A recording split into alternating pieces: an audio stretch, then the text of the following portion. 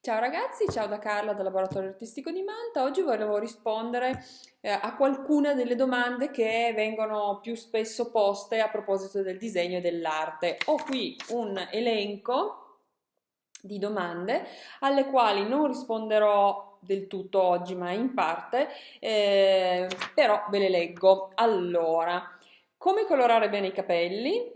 Come fare gli occhi di grandezza uguali? E questo so benissimo che è un grandissimo dilemma dei disegnatori principianti.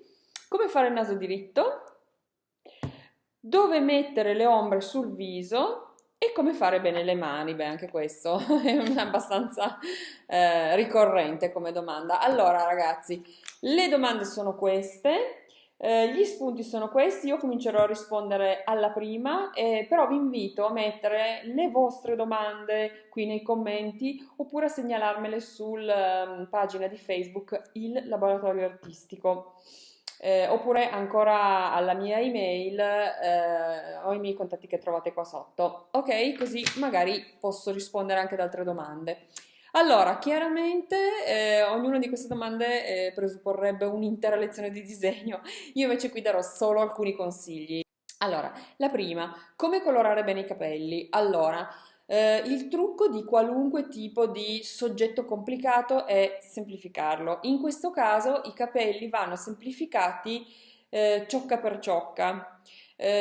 Ovviamente la domanda è generica, come colorare bene dipenderebbe anche un attimino dalla tecnica che noi vogliamo usare, però supponiamo di voler usare per esempio la matita. I capelli vanno divisi in zone. Viene considerata una parte in ombra, una parte diciamo in mezza luce e poi un punto luce per ogni ciocca. Che cosa vuol dire? Vuol dire che se io sto facendo tutta un'intera chioma di capelli e voglio dare un effetto realistico, devo considerare, guardate, io ho queste bellissime ciocche rosa che ci aiutano anche nel tutorial. Comunque, devo considerare che, per esempio, una parte dei capelli la faccio in ombra, una parte gli lascerò una luce, quindi anche bianca, vedete che qua c'è una luce, riuscite a visualizzarla, e una parte sarà di nuovo in ombra. Praticamente io vado a posizionare la matita e fare dei tratti leggeri perché parto prima con i tratti leggeri e poi vado a scurirli, quindi non parto subito con la rigaccia pesante e spessa perché voglio fare scuro perché sono in ombra.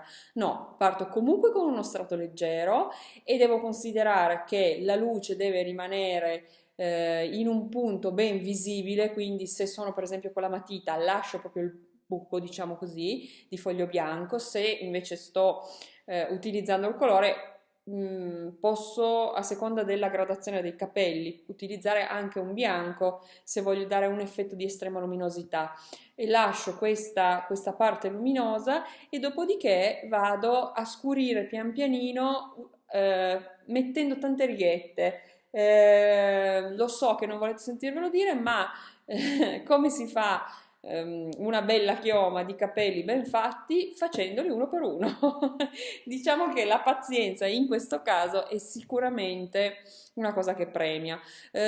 Ovviamente ci sono metodi di stilizzazione che possono essere uno per ogni artista, nel senso che ognuno può trovare il suo modo. Se il risultato vuole essere molto realistico, la pazienza è la dote fondamentale.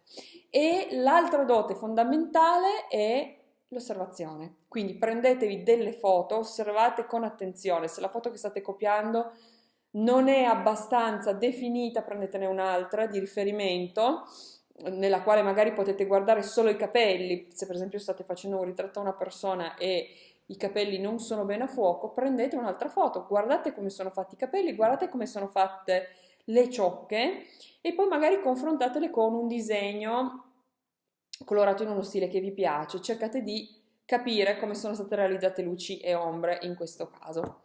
Spero di avervi dato qualche piccolissimo consiglio utile, ovviamente tanta pratica. Grazie per l'ascolto, ciao a tutti!